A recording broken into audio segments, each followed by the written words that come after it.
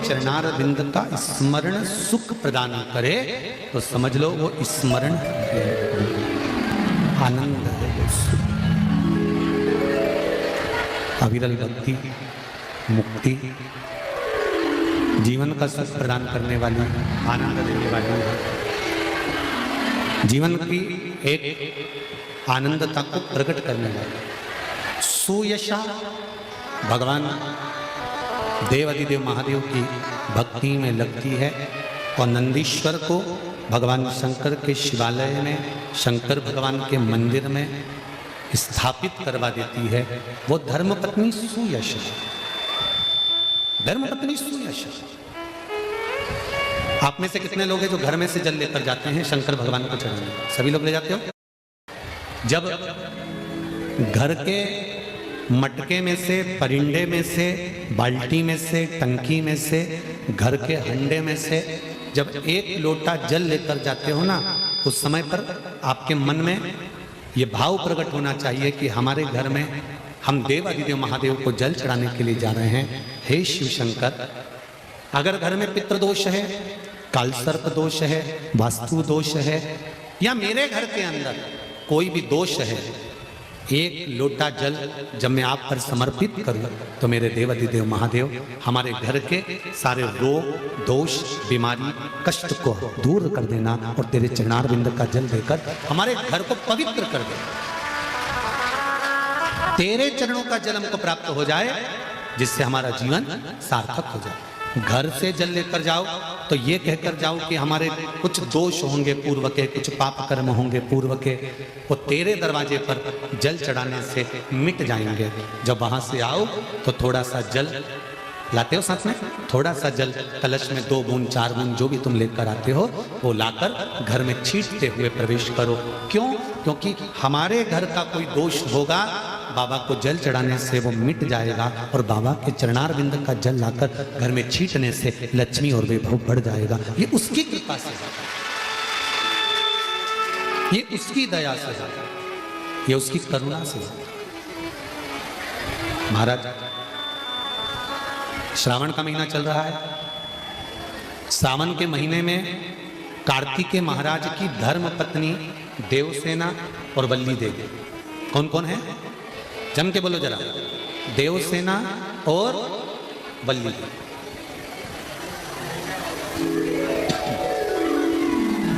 देवसेना और वल्ली देवी, ये कार्तिकेय महाराज की 2 धर्म पत्नी है। इन्होंने शंकर भगवान की आराधना कब करी थी? तो कहा जिस समय पर माता पार्वती शंकर भगवान के साथ में चौसर खेलती हैं और चौसर खेलते समय पर शंकर भगवान हार जाते हैं, नीलकंठ पर जाकर बैठ जाते हैं। नीलकंठ पर से भगवान शंकर कार्तिकेय जी से बात करते हैं। भगवान विष्णु स्वयं पासा बनते हैं, रावण निर्णायक बनता है और कार्तिकेय के कहने पर वापिस पुनः शंकर भगवान चौसर खेलने के लिए माता पार्वती के साथ बैठ जाते हैं। फिर वापिस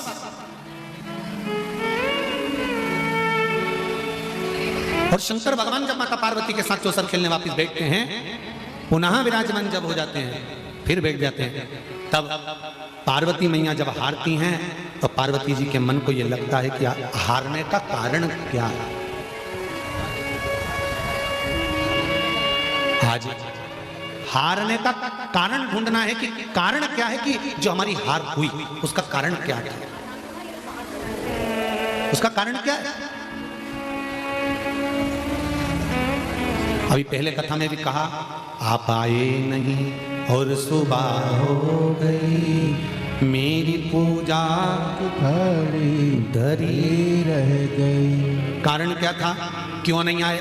हम शंकर जी के मंदिर जाते हैं, हम जल चढ़ाते हैं, हम पशुपति व्रत करते हैं, हम शंकर भगवान को बेलपत्र समर्पित करते हैं, हम शंकर भगवान को चावल का दाना समर्पित करते हैं, हम शंकर भगवान की आराधना करते हैं। इसके बाद भी शंकर भगवान हमारी क्यों नहीं सुन रहा?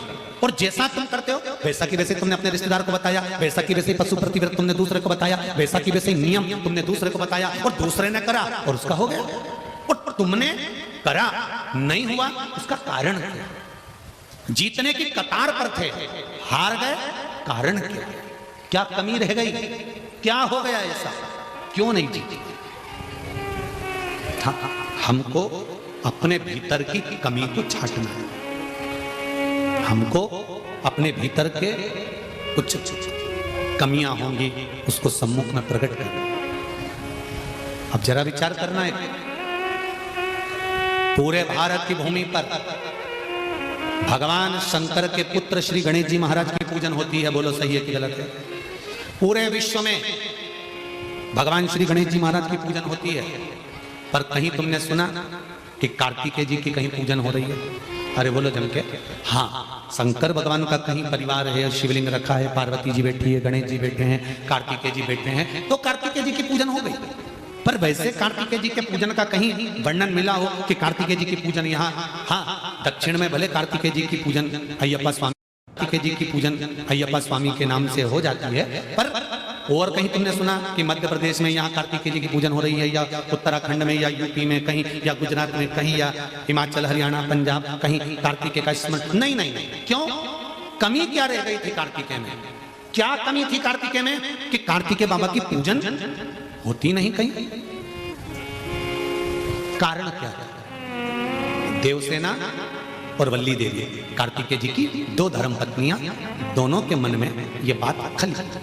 एक बार वल्ली देवी और देवसेना रिद्धि सिद्धि के पास बैठी, गणेश जी महाराज की जम के बोलो धर्म।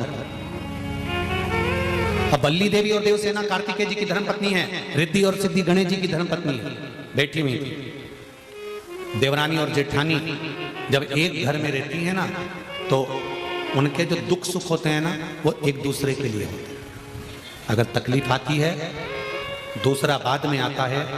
पेट दुखेगा, तुम किसी को फोन लगाओगे, मित्र दोस्त परिवार वाले बाद में आएंगे। पहले चाहे जेठानी चाहे देवरानी कितनी भी बुरी से बुरी भी होगी, एक ही घर में रह रही होगी, दुख होगा, सबसे पहले उठकर भले खड़ी हो जाएगी, नी दवाई देगी, नी पानी देगी, पर खड़ी तो होगी ना। उतना भी बहुत है, खड़ी हो गई ना बहुत। रिद्धि सिद्धि बैठी हुई हैं, वल्ली देवी उठकर, वल्ली देवी उठकर आई। देखिए जरा, वल्ली देवी एक आदिवासी राजा की पुत्री है, और देवसेना इंद्र की पुत्री है। वल्ली देवी उठकर आई। वल्ली देवी ने आकर रिद्धि से पूछा, हे रिद्धि, एक बात पूछना है तुमसे, तुम उत्तर दोगी क्या? रिद्धि ने कहा, ऐसी कौन सी बात है जो आज मेरी जेठानी मुझसे पूछ रही है? क्या कारण है ऐसा? क्या बात है ऐसी? पूछो। रिद्धि,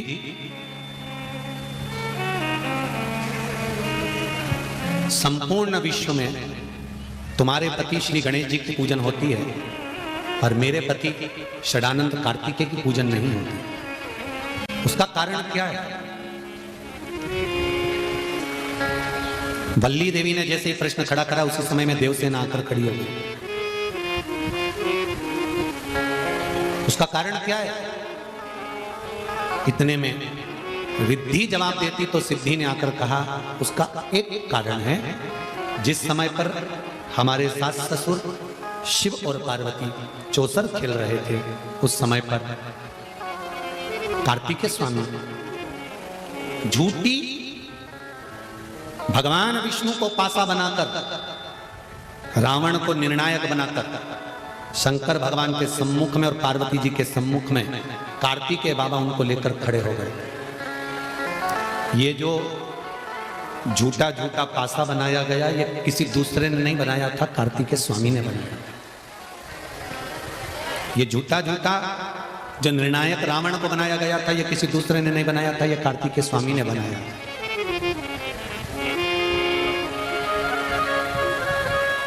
क्या कारण है, उस कारण को जानना बहुत जरूरी है।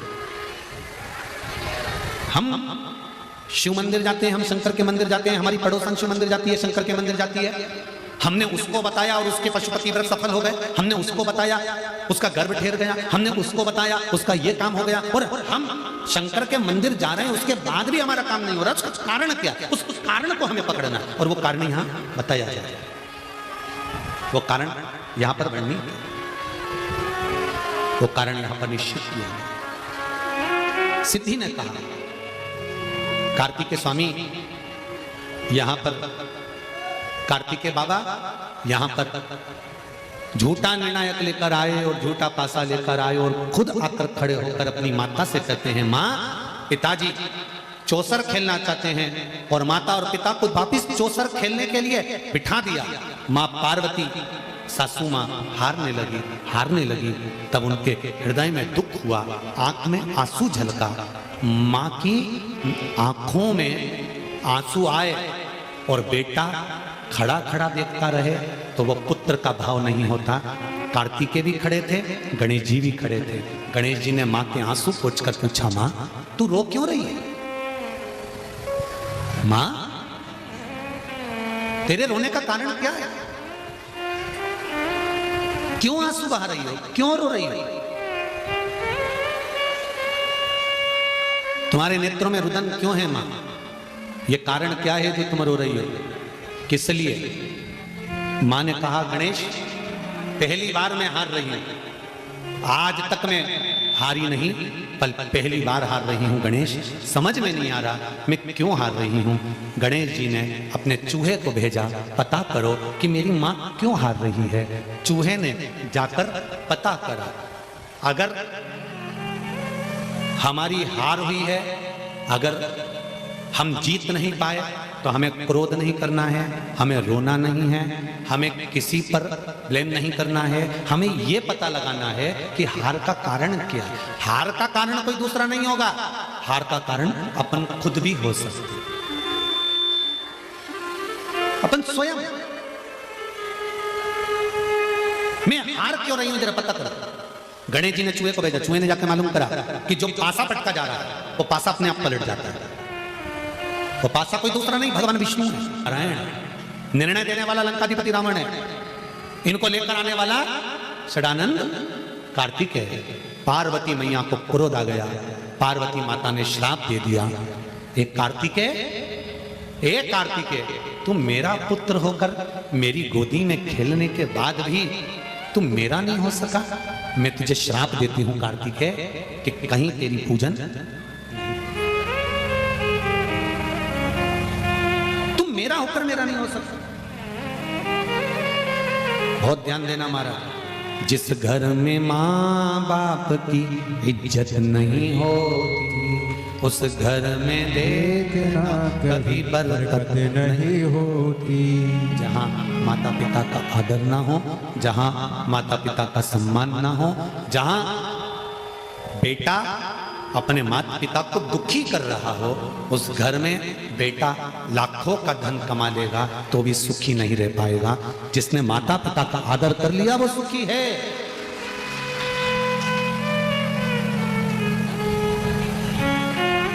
जिसने माता पिता का आदर करा, सम्मान करा, संसार सागर में वो सुखी हो गया।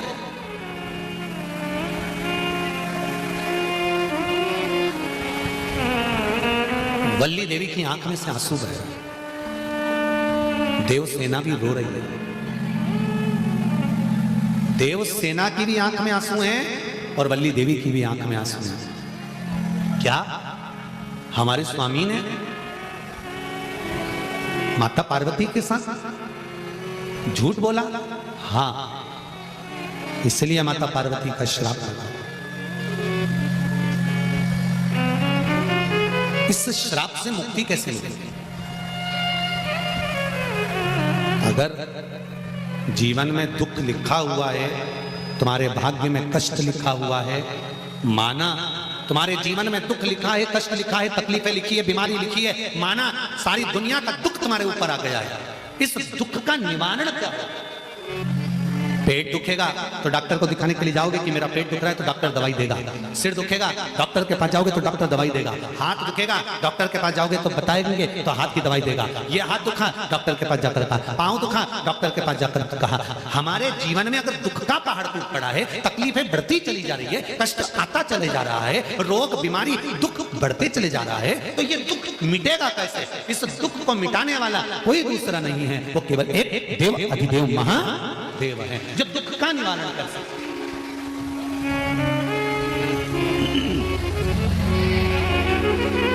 जो दुख का निवारण कर सकते। तो हम क्या करें? बल्ली देवी ने पूछा, देवसेना ने पूछा, हमें करना क्या है, हम क्या करें? तो कहा देवाधिदेव महादेव की शरण में जा।